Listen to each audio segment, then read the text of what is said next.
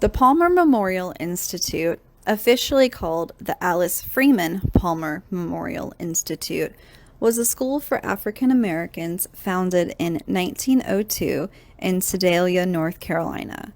Dr. Charlotte Hawkins Brown was the founder of the Palmer Memorial Institute and named it after her benefactor and mentor, Alice Freeman Palmer.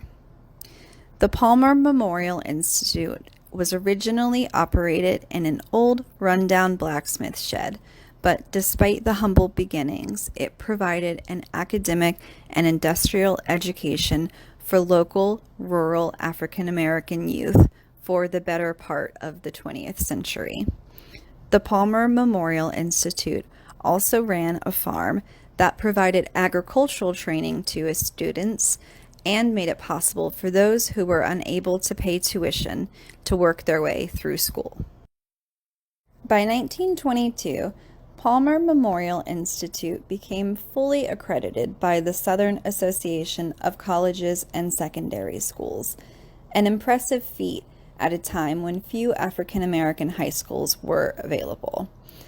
Beginning in the late 1920s and early 1930s, the Palmer Institute underwent a series of developments. The school abandoned its attempts to create a junior college, deviated from its original focus on industrial education, ended its elementary department, and limited its focus to college preparatory work. These changes proved successful as the Palmer Institute increased their enrollment to more than 200 by the 1950s. At its height, the Palmer Institute consisted of more than 300 acres of land, 14 buildings, and provided a first-rate education to more than 1,000 African American students. For decades, over 90% of Palmer's graduating students attended college, and 64% went on to pursue postgraduate degrees. Though the Palmer Institute began to experience decline in the 1960s, due in part to integration, the increasing tuition costs, and the death of Dr. Brown, the legacy of this historically significant school lives on. In 1987, the Palmer Memorial Institute officially opened as a state historic site, and the restored campus buildings became what is now the Charlotte Hawkins Brown Museum. Harriet Jacobs was born in Edenton, North Carolina in 1813 to Elijah and Delilah Jacobs, and did not know until, quote, 6 years of happy childhood that she was an enslaved person. Jacobs grew up with her parents and younger brother John in her freed grandmother's house until the death of her mother in 1819. Harriet was then moved into the home of Margaret Horniblow, where she lived for 6 years and was taught to read and sew. When Margaret Horniblow died in 1825, Harriet came under the control of James Norcom, who tormented Harriet until her escape. By 1833, Harriet had given birth to 2 children, and upon learning that her children were going to be sent to Norcom's plantation, Harriet ran away in an effort to divert Norcom's plan. She spent the first few days and nights in a swamp before finally reaching her grandmother's house, where Harriet would then spend the next 7 years hiding in a crawl space. With the help of friends, family, and sympathetic seamen, Harriet escaped Edenton for New York by way of Edenton's Maritime Underground Railroad. Harriet quickly found work in New York as a nursemaid and was soon reunited with her children and brother. For the next few years, Harriet and her children moved between Massachusetts and New York in an attempt to hide from slave catchers. In 1849, Harriet relocated to Rochester, where she worked with her brother in an anti-slavery reading room and bookstore above the offices of Frederick Douglass's newspaper. There, Harriet met abolitionist Amy Post, who encouraged her to tell her story. In 1852, Harriet's employer bought her her freedom, and Harriet began to work on her autobiography in earnest.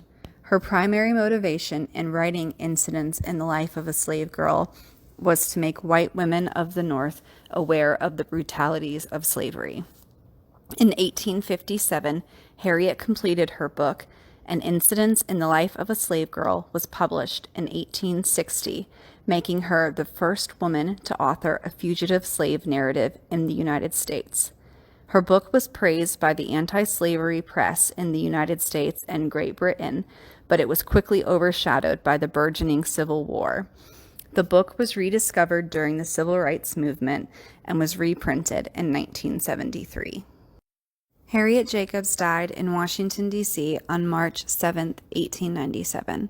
Her story, however, lives on quite literally in the form of her autobiography, which is available for checkout from the Greensboro Public Library. The town of Edenton has numerous sites dedicated to Harriet Jacobs, including the historic Edenton State Historic Site Visitor Center, which hosts a permanent exhibit about Jacobs. Charles Boyette, an interpreter for Historic Edenton State Historic Site, emphasizes the importance of her story as it offers a rare look into the Maritime Underground Railroad and calls the Harriet Jacobs Trail a must-see for anyone interested in African American history, the Underground Railroad, and women's history. In the 1800s, before the formation of the United States Coast Guard, life-saving stations along the coast were responsible for rescuing people from shipwrecks. One such station was Pea Island Life Saving Station, located on the Outer Banks of North Carolina. The Pea Island Life Saving Station is noteworthy because it was the first and only life-saving station to have an all-black crew, including the commanding officer, Keeper Richard Etheridge. Etheridge's crew is further significant because of the brave rescue of 9 people from the shipwreck of the E.S. Newman. On October 11, 1896, the E.S. Newman grounded on the beach south of the Pea Island station during a storm so devastating that Richard Etheridge had suspended beach patrols. From the shore, a surfman named Theodore Meekins saw a distress signal and immediately sprang into action. The storm was raging too much for the Pea Island crew to use a surf boat in order to rescue the people on the E.S. Newman, so instead, 2 surfmen, including Theodore Meekins, volunteered to swim out to the wreck. The surfmen made numerous grueling trips out to the wrecked boat and eventually rescued all 9 people aboard the E.S. Newman. In the next few days following the brave rescue, the captain of the E.S. Newman searched for and found a piece of his boat that had the vessel's name and donated it to the Pea Island crew as a gesture of gratitude. After serving as keeper at Pea Island Life Saving Station for 20 years, Richard Etheridge died in January 1900. After his death, Pea Island continued to be operated by an all-black crew until 1947, when the station was decommissioned. In 1996, the U.S. Coast Guard awarded the Gold Life-Saving Medal posthumously to Richard Etheridge and his crew for the brave rescue of the people of the E.S. Newman. Although the Pea Island Life-Saving Station no longer stands, the bravery and legend of these men lives on through the Pea Island Cookhouse Museum, located in Montejo, North Carolina, as well as the numerous statues of, plaques, and places named after Keeper Richard Etheridge and his crew. For more information about local landmarks and African American history, these resources and many more are available for checkout from the Greensboro Public Library.